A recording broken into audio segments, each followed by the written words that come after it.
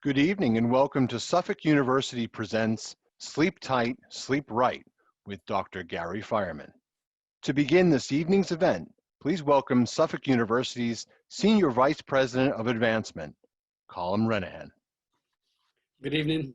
Thank you all so much for, I was going to say tuning in, I should probably say zooming in.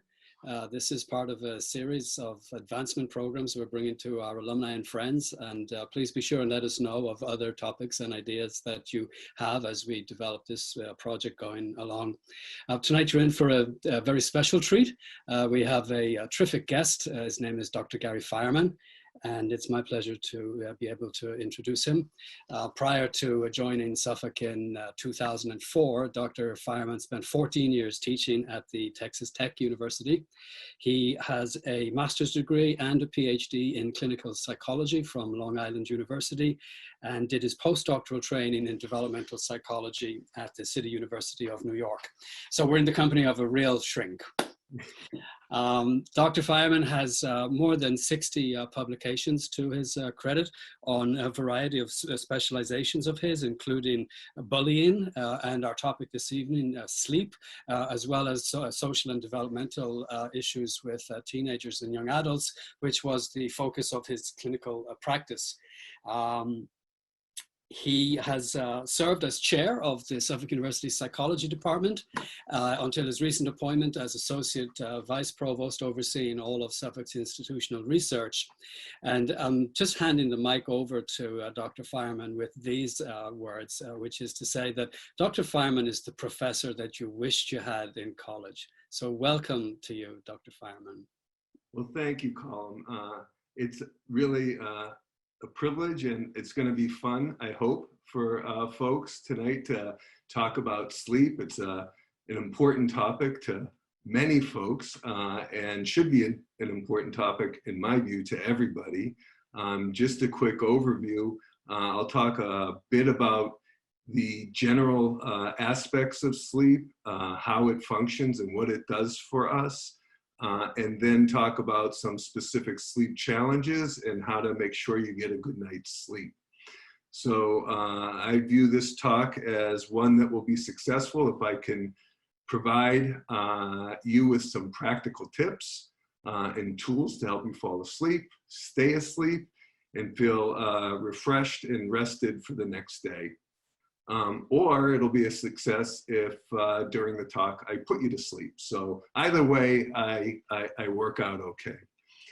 Next slide, please, Brian. As I said, sleep is vital function for all of us. It's an innate basic drive. And like all drives, as it's depleted, it impels us to restore its sleep. It occurs in virtually all animals, though the length of sleep and what we call the architecture or the phases of sleep varies across species. It's present in all species. And for humans, healthy sleep is essential both individually, so for how we feel, but also during the day, but also as I'll talk about a little bit, plays an important role collectively because it informs how we interact with others and behave interpersonally. The fascination around sleep has been long and enduring, both sleep and dreams, actually. We find it in literature, children's stories such as Sleeping Beauty and Snow White, and in the more sophisticated stories of Shakespeare, like Lady Macbeth, walking around, sleepwalking, and having nightmares. It's referenced numerous times in the Bible, most notably to me in the story of Joseph in the book of Genesis. And it also is referenced in song and in art. And many creative folks talk about how sleep is essential or dreams are essential in their creative process. So the topic of sleep is a rich and complex one, but really there's also a simple and very straightforward and tangible story to tell about the science of sleep and how to sleep tight and to sleep right. And that's what I'm gonna focus on now. Brian? So In terms of the straightforward, simple aspects of sleep, you can basically think of it as having three critical elements. The first being sleep debt. And sleep debt begins debt, and the term debt is there just like debt to a bank on taking money out of a bank.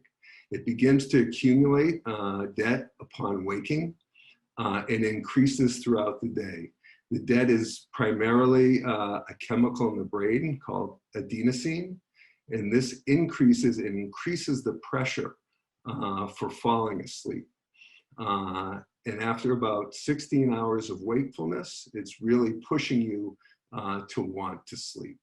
And during sleep, this chemical gets flushed and cleaned out. And so by the next morning, you're refreshed and you're ready to go.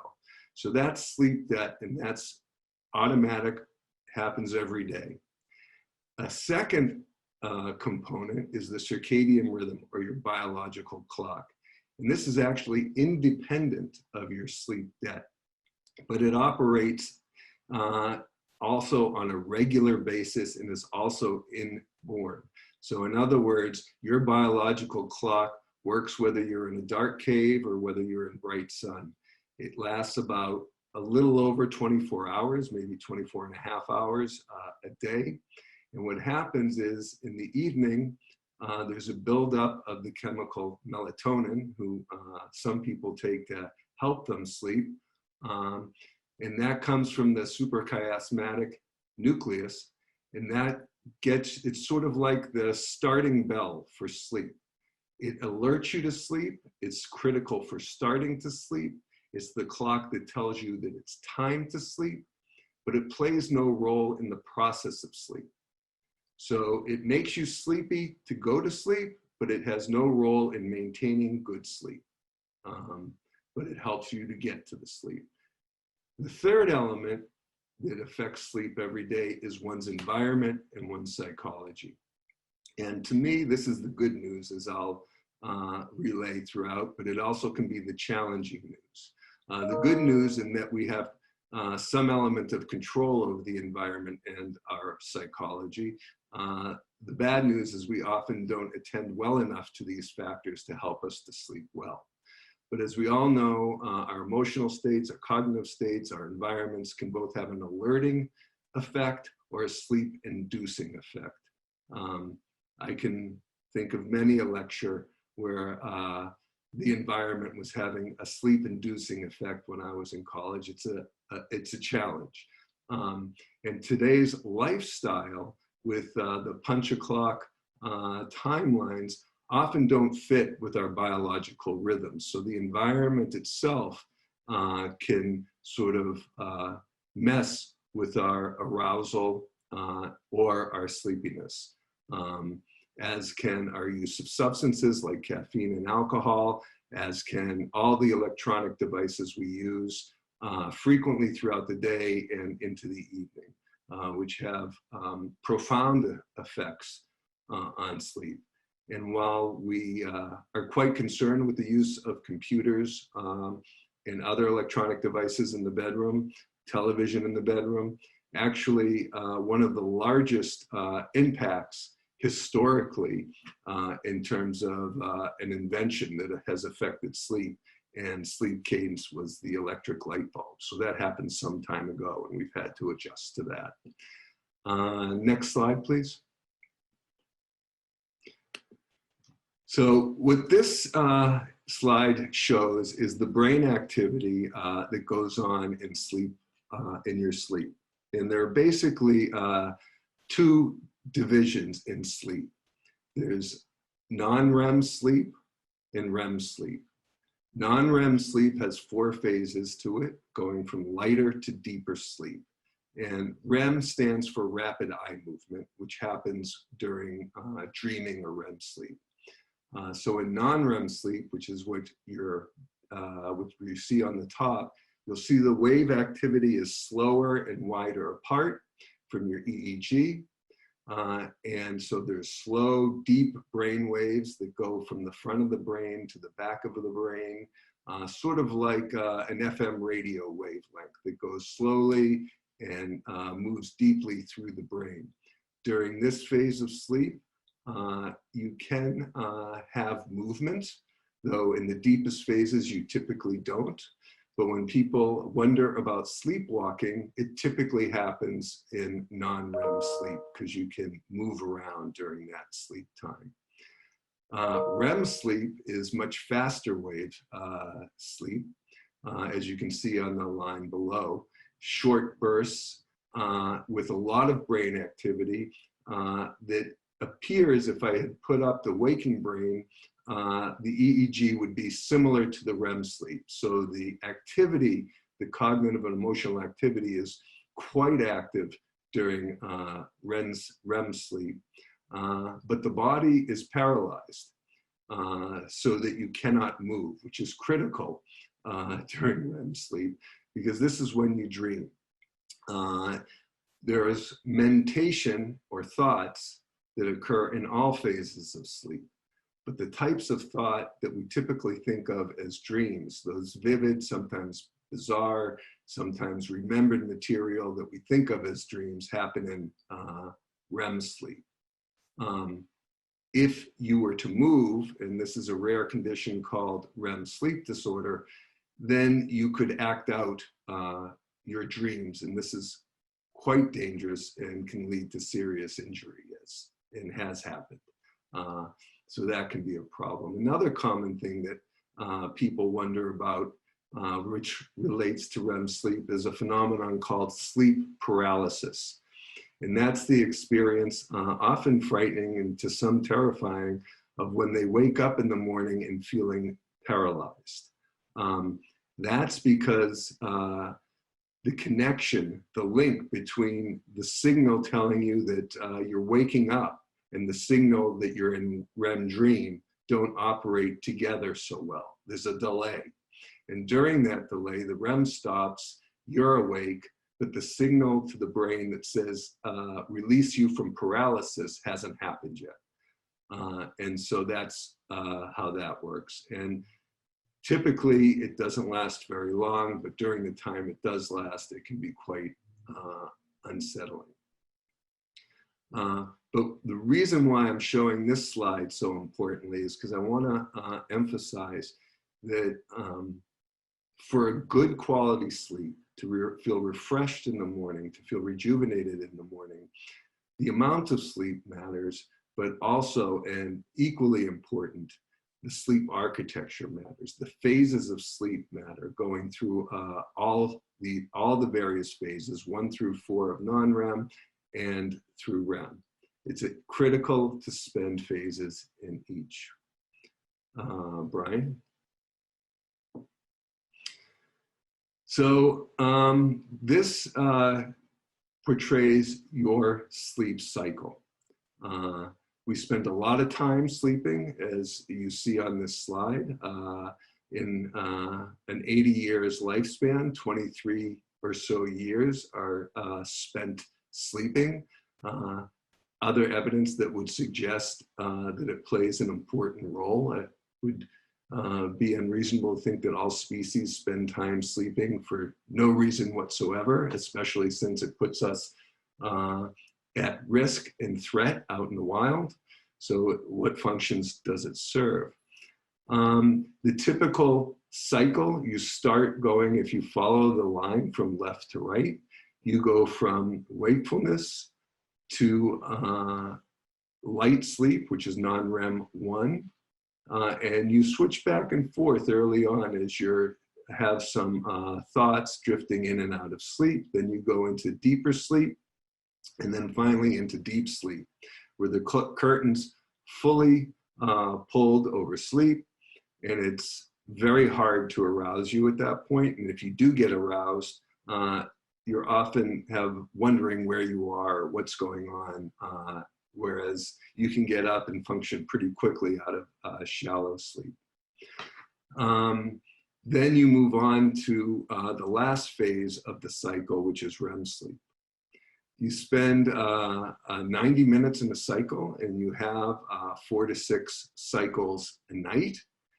And what's important to note about the cycle is the amount of time spent in each phase of sleep changes during the night.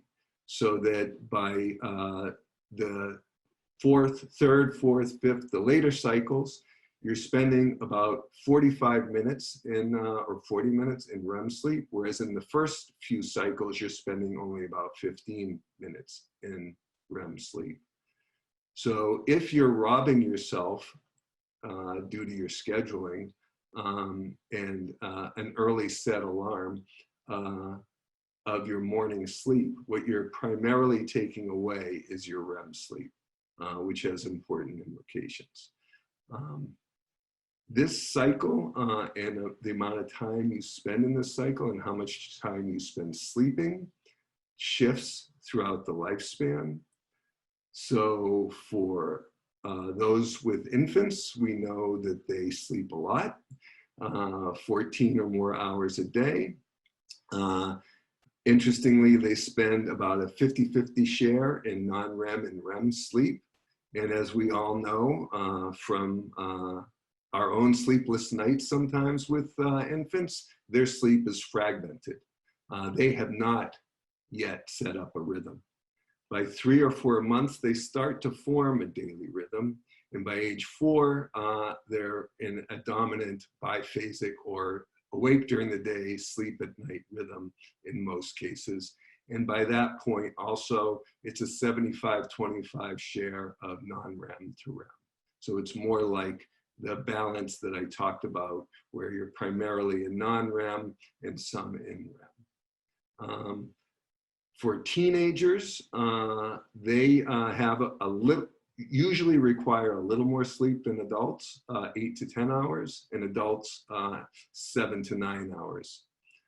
Some people think that seniors need less sleep. There's no evidence for this. They also need 7 to 9 hours. Unfortunately, for many of the things that happen as we age, as I age, I'm learning, there are things that make good quality sleep increasingly a challenge. But the need for sleep and the need for 7 to 9 hours is equally important. Another thing that happens with teens is they, more often than adults, have a biological clock cycle that makes them more often night owls. So more often with teens, they like to stay up late and sleep late, which is an unfortunate situation that's been highlighted in the news quite a bit as it relates to school. Because what happens is it's hard for them to go to sleep because the alarm that's telling them it's time to go to bed doesn't happen until later. And the alarm that's waking them up, or a parent that's waking them up, is telling them it's time to get up earlier than they want to. So that's more of a challenge. About 25 to 30% of adults remain night owls. Most adults are more of a morning person, and then there's some that have no real preferred sleep cycle. One of the things that's, and that I'll talk about, that's really critical to beginning the phase of sleep is relaxation.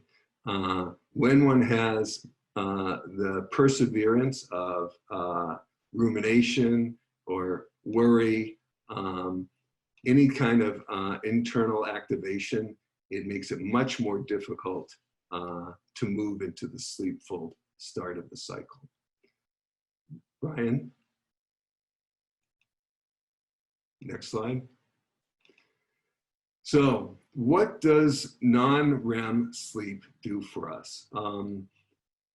It does so much for us, but it is critical for memory storage. So if you're learning material and you're allowed to have REM sleep, non-REM sleep at the night, all that you do better the next day. The material that you're learning the day before gets put into gets put into your long-term storage. And a lot of the memory gets concretized and cleaned out there. So irrelevant bits that get associated with memory also get cleaned. So if we're thinking about memory storage, or as in a computer memory storage, you're both locking in the memory and cleaning the memory. For your immune system, it's critical, both for repair in deep sleep and for prevention. You're in much more resistance. It has consistently been shown to infection if you're getting good non-REM sleep.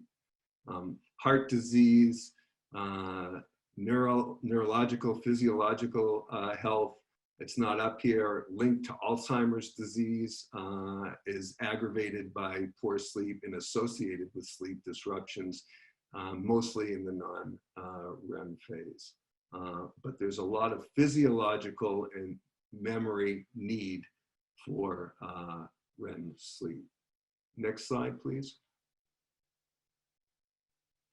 So for REM sleep, this is essential for not the storage or cleaning of memory, but the integration of memory, pulling thoughts together, which is critical for problem solving, especially creative problem solving. One of the things that happens with the brain while in REM sleep, I said the mind is very active, like earlier on, as if you're awake. But some of the regions of the frontal cortex, right in the front of the brain, are offline. Those are the well-worn logical parts of the brain that keep you thinking in traditional pathways. When they're shut off, you're allowed to integrate memories, personal memories, emotional memories, factual memories, in all sorts of new and often unpredictable ways that you would have never thought of before, which is why there are many stories of people waking up with new ideas, new ways to approach problems. It really enhances performance. There's a lot of studies that have nicely been done with having people sleep and either allowing them to have REM sleep or not allowing them to have REM sleep, and then examining their skills at various video games which require levels and various interesting problem solving skills, and they improve when they have REM sleep. As I mentioned earlier, it's important for socialization. And the reason why I emphasize that it's important for socialization is that emotional memory, which guides us in how to get along with others, reading others' emotions, reading our own emotions, and understanding how to make sense of the complexity that happens in social interactions happens quite a bit in REM sleep. We also know that when we're deprived of REM sleep, we become agitated, we have poor emotion regulation, and in severe cases, we begin to hallucinate. In sort of dramatic studies with rats and cats, they become more aggressive, reckless, and eventually, if you're denied, they die. And that happens with all sleep. Eventually, you cannot survive without sleep. People will often ask me if they should pay attention to their dreams. So when I say that, there's REM sleep, which is the biological stuff, and then there's the dreams that go along with the REM sleep, the meaning making and the stories and the narratives that happen when we remember our dreams. And so when people ask me if they should pay attention to their dreams, I usually answer that if you spend 5 years dreaming throughout your life, it's worth paying attention to something that you spend so much time doing. But on the research side, there's also evidence to suggest that it's not just the biological REM. There's overwhelmingly new evidence to suggest that the actual narratives, the dreams themselves, are important to problem solving and in making sense of one's world. There's some evidence to suggest, and the way I think of it is it's our own way to conduct therapy in terms of emotional problem solving. Next slide, please. Let me see if my next slide will come up there. So I think of sleep as the hub of the wheel. I tell all my students, I tell anybody actually when they ask me about sleep, that it's the hub of the wheel. And by that, as you can see from this image, it's that it directly impacts so many areas of one's life. Some people say if you sleep less, you'll live less. And to some extent, this is true. As I say that, not to alarm folks, with the caveat that there's a huge amount of variability. While I say we should sleep, and most humans need to sleep 7 to 9 hours a night, there are a minority of people who function well with less than that. Genetically, they're organized to function well with 6 or 5 hours of sleep. The problem is, it's hard to know if you're one of those people or you're someone who believes they do well with less sleep only because you've habituated to the type of life you live with fewer hours of sleep. In other words, if you got on a regular basis more sleep, you'd be functioning at a much higher level, though you can no longer sense that. As I said before, sleep can be disrupted both by too little or it being fragmented. And depending upon where the sleep disruption happens, it influences which of these spokes on the wheel it's affecting. For me, talking about memory and concentration, many of us have personally experienced the challenges we have with memory and concentration when we've had a poor night's sleep.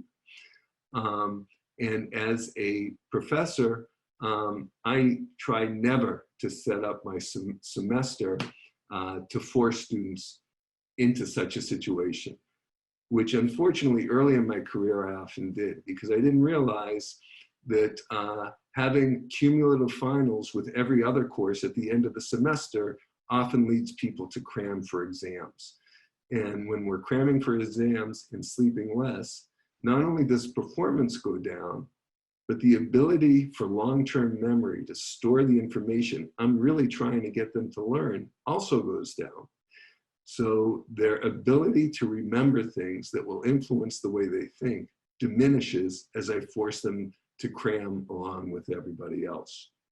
So it's important for me now to remember when I teach to sprinkle exams, I'm not giving up exams, but to sprinkle them throughout the semester so that they don't hit everyone at the same time. As I've already mentioned, it affects our immune system, as it both for repair and prevention. Up here, accidents I want to mention is it has gotten some attention in the press, but it's by accidents, I mean all manner of accidents. What's written quite a lot is about sleepy driving, and the amount of accidents that occur because of drowsy driving is huge and problematic, and results in many unnecessary deaths. This occurs primarily through what we call micro sleeps, where you just close your eyes for just 1 or so seconds and then jerk yourself awake. But at 60 miles an hour, just a couple of degrees can take you into another lane, and a couple of degrees of turn of the steering wheel can take you into the next lane before you open your eyes again.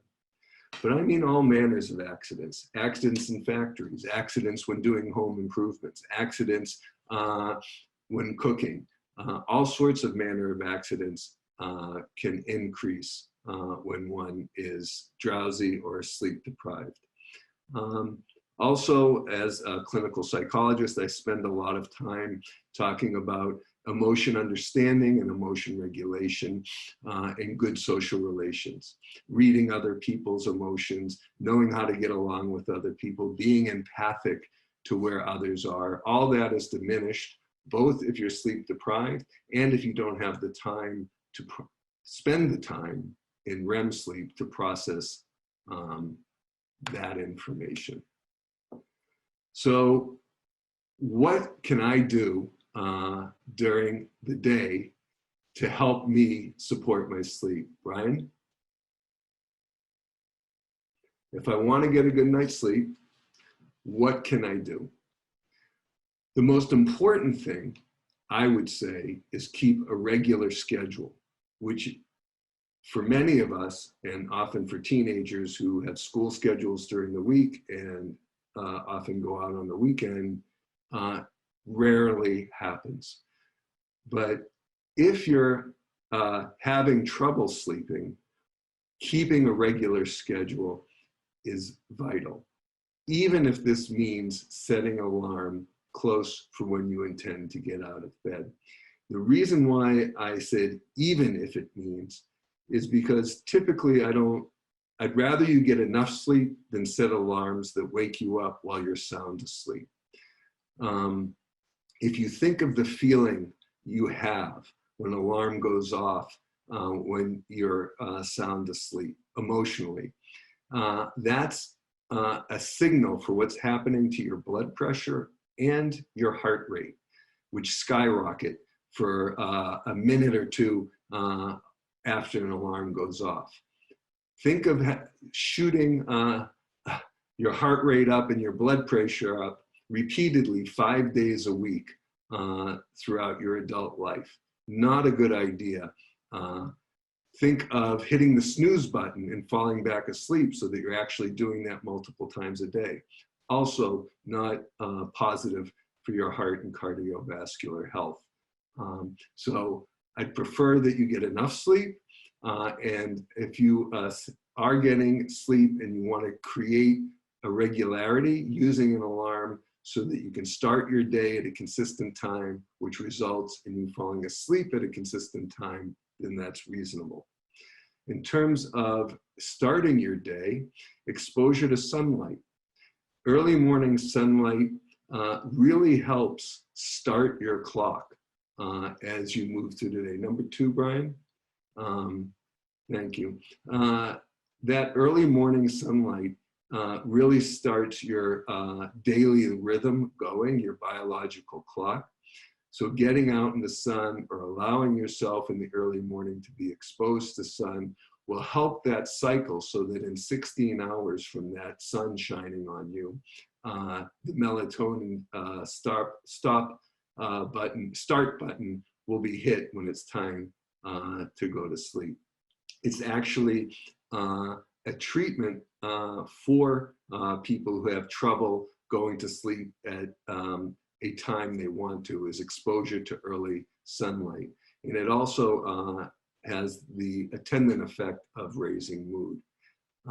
If for some reason you're trying to reset your clock to go to bed later because you've been traveling or switch time zones in your travel, exposure to light later in or mid to late afternoon helps you push that clock back to a later time. Exercise and activity is wonderful for helping you sleep. However, when thinking about exercise and activity, it's really not a good idea to do it 1 to 2 hours before sleep. One reason is it's arousing. But a second reason, and a critical reason, is exercise raises your core body temperature. And it takes some time for it to go back down. And for sleep, for good sleep, you want your core body temperature to be about 1 to 2 degrees lower than it is while you're awake. That's why it's easier to sleep in a cool room than in a hot room. So exercise late at night is not good. This one you've heard before, avoid caffeine. 8 hours before a bedtime relates to how long it starts to take to get out of your system. but like, and happy to answer questions about this. How late you can drink caffeine relates to how fast your body and liver processes caffeine out of your system. So for the average person, it's 8 hours, but some people process caffeine extremely rapidly. The way caffeine works, by the way, is it blocks the receptors for the adenosine. So in other words, it's the adenosine is building up in your brain, but it can't find a home in the receptors because the caffeine as a stimulant is blocking it.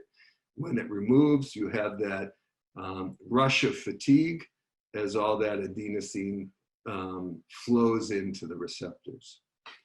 Another one, short naps. This varies by person. If you are, many cultures have naps built in to the early afternoon. There's the well-known siesta in Spanish culture that used to happen more than it happens now. But there's a lot of indication that a short nap, and by short I mean 30 to 40 minutes, in the early to mid-afternoon is fine, but not later. Longer naps or later naps often disrupt your ability to fall asleep because they're reducing the signal that you're tired when you need to be. The other thing to note is you can't force yourself to sleep if you're not tired.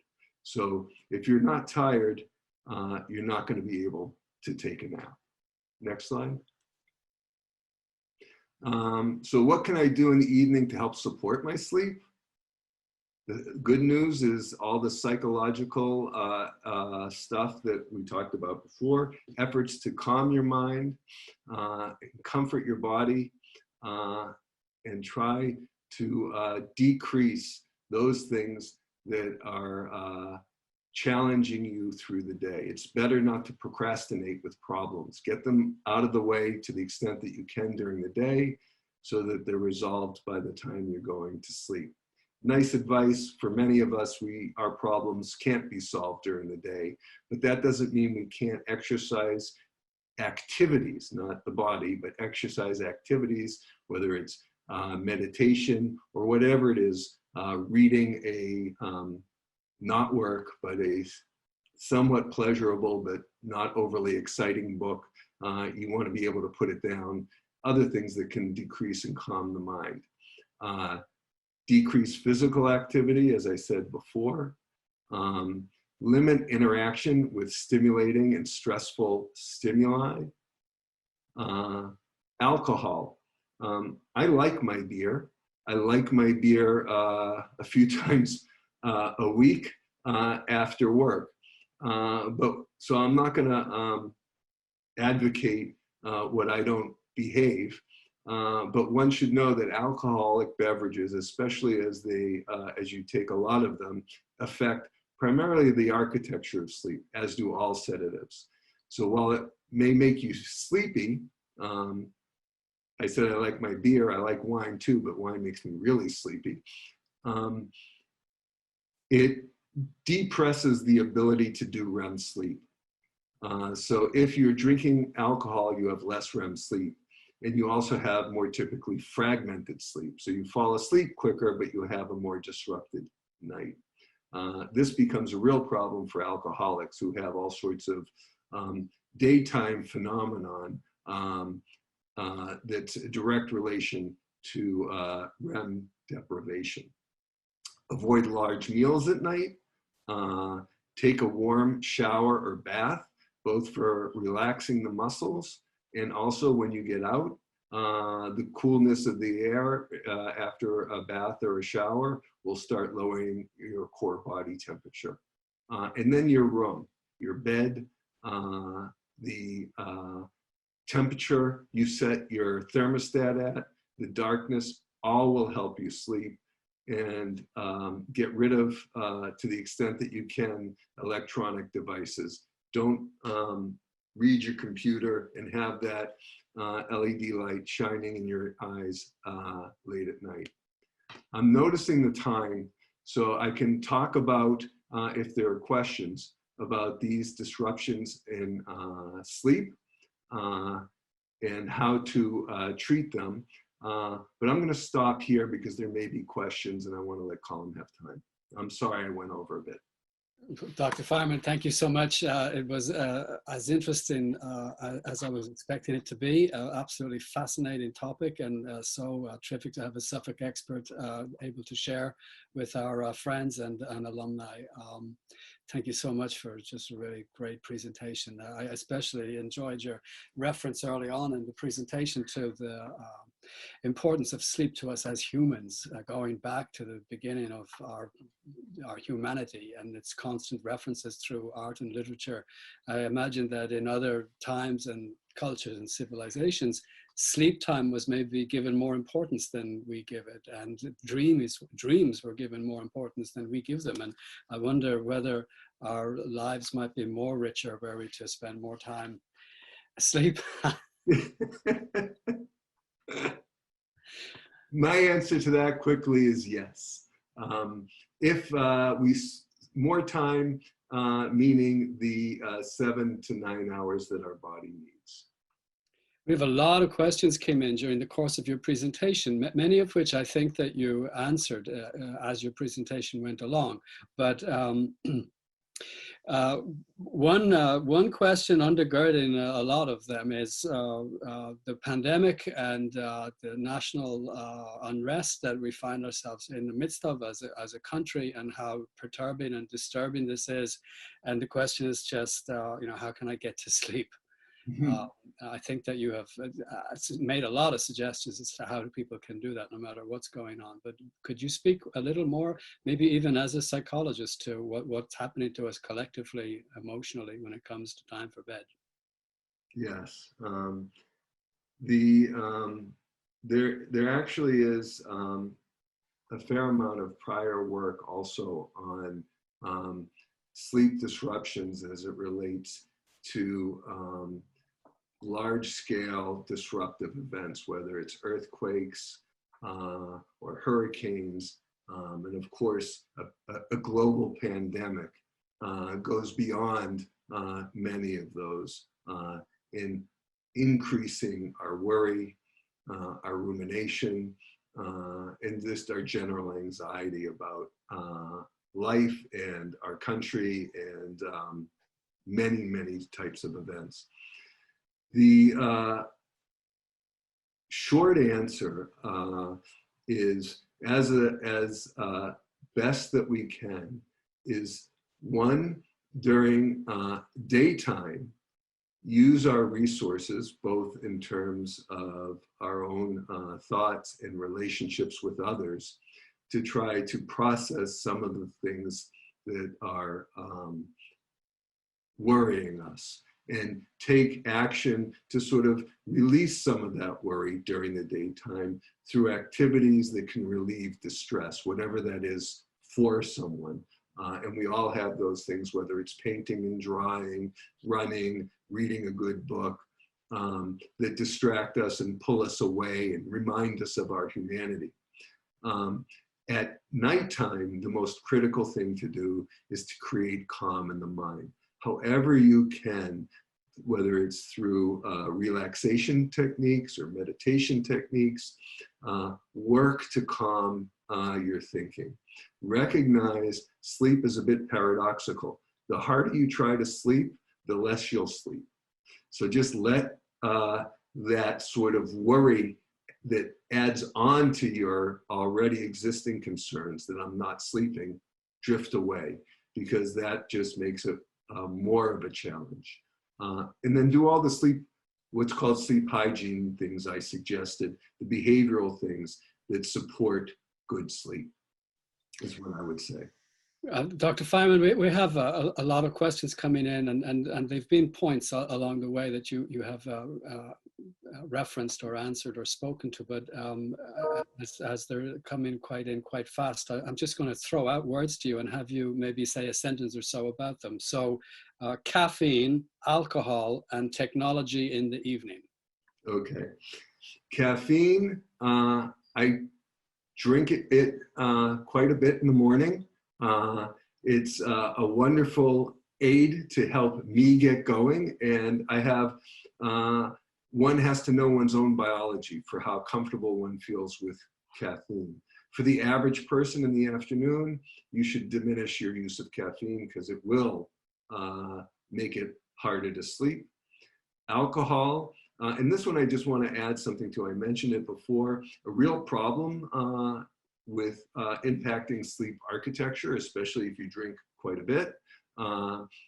But the point I want to make here is, as a sedative, it works like many of the sleep medications that are also sedatives, and all sleep medications work to make you sleepy, but disrupt your sleep architecture. So they depress your REM sleep and make your sleep often more fragmented and have problematic side effects during the daytime. So one should be very, very cautious if one goes to one's PCP, primary care physician, and they say, well, try these sleep medications. I would ask to see a sleep specialist because they can be quite risky. The last one, Colm, I'm sorry, you said 3.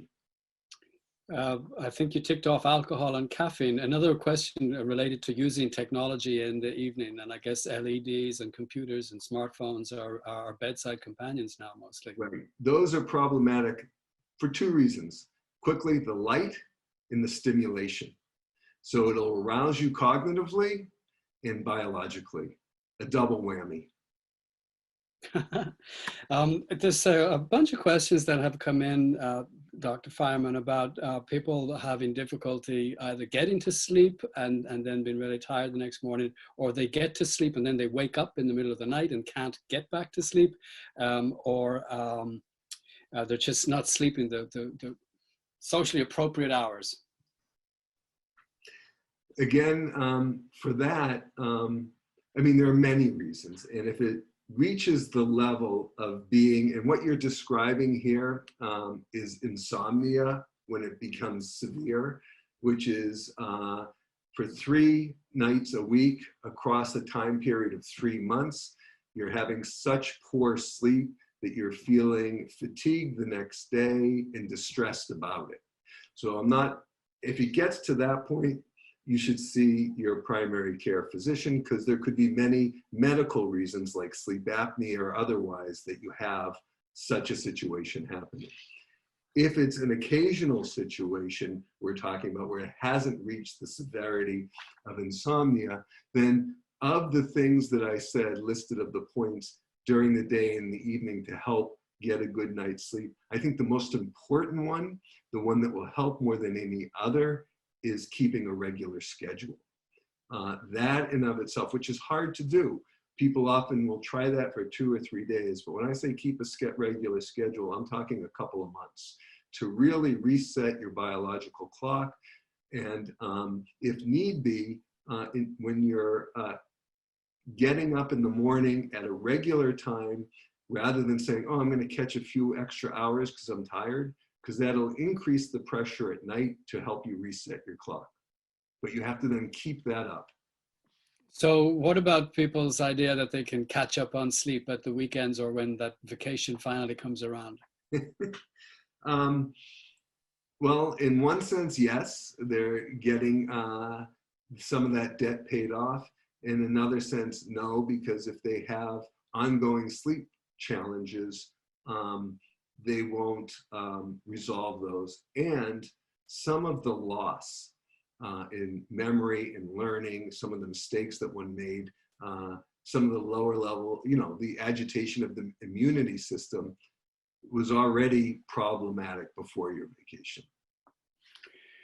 Okay, we have some people that are asking your thoughts about systems like meditation, different kinds of meditation, and I don't know how far out that expands, whether they want to include prayer or they're thinking mindfulness or transcendental meditation or yoga of some kind. But do you have any thoughts about meditation as helping people regulate their sleep? Everything you just mentioned is wonderful for regulating sleep for many people. For others, you have to know what fits you as a person. So if one finds meditation not useful, It's hard to force meditation, though there are skills that one can develop. But one may prefer classic relaxation techniques over full meditation. Yoga, again, anything that can calm the mind and bring serenity to the spirit, I am all for around bedtime. Gary, there are some people that have written in questions that I think are very specific, and they might need to call somebody and make an appointment. But one category that I've seen come up a few times is about sleep apnea. Could you speak to that as a condition? Sure. Sleep apnea, if someone's having trouble falling asleep, I mean, maintaining their sleep, if their sleep is fragmented, sleep apnea is one critical thing that should be looked into, and it can be quite problematic, and there's clear treatments for it. One simple sign at home, though I'm not suggesting you only rely on this to know if you may have sleep apnea, is if you're snoring. Sleep apnea is basically the vibrations in the air pathways that happen and are evidenced when you snore. And as we all know, if we keep the windows open in the summer and the wind flows in and out, we can watch a door sometimes swing in our house. At some point, it can slam shut, which is what happens in sleep apnea, and you stop breathing. Your heart starts racing. There's no oxygen to the brain. There's an increased risk of stroke and of heart attack. And eventually you wake up because you're not breathing, though you probably don't fully wake up, so you may never even know you do it. You kind of grumble and roll over and fall back into sleep. People can have these arousals, small arousals due to sleep apnea throughout the night, hundreds of times. So it's really a serious and high-risk problem.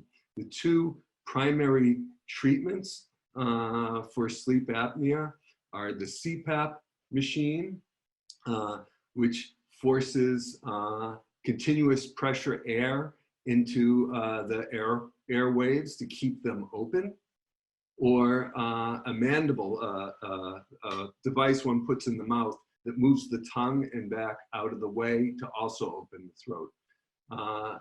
Depending on tolerance and comfort, either can work. For more severe apnea, the CPAP tends to work much better than the mouth device. Dr. Fireman, I know we're reaching the end of our presentation because I'm just after receiving an email from somebody that I know works at Suffolk asking if you think nap rooms at work are a good idea, which is an odd thing coming from somebody that's working from their house at the moment. But do you have any thoughts on that as a company policy? I think people perform better if they sleep well. And if in the morning or afternoon they need a nap, that would be a wonderful thing.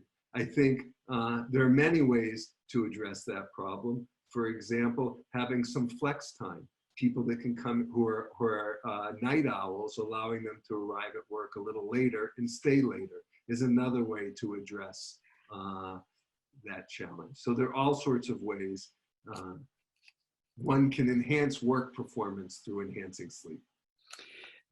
Dr. Fireman, we're going to send everybody a survey, and I'm expecting that they not only are going to want to thank you for this presentation, but they're also want to click the Give Now button, which is on the bottom. And if anybody is still watching, look into my eyes. If you click that button and do it, you will sleep the sleep of 1,000 sleeps for a whole week, or your money fully back, guaranteed by Dr. Fireman, right? Anything to bring calm and good feelings to self and others will help sleep. And along those lines, I must mention that one of the best things that I've had the opportunity to do is work with the fantastic students who are now alumni, many of them at Suffolk, on the research on sleep, sleep quality, my research on bad dreams, nightmares, and dreaming.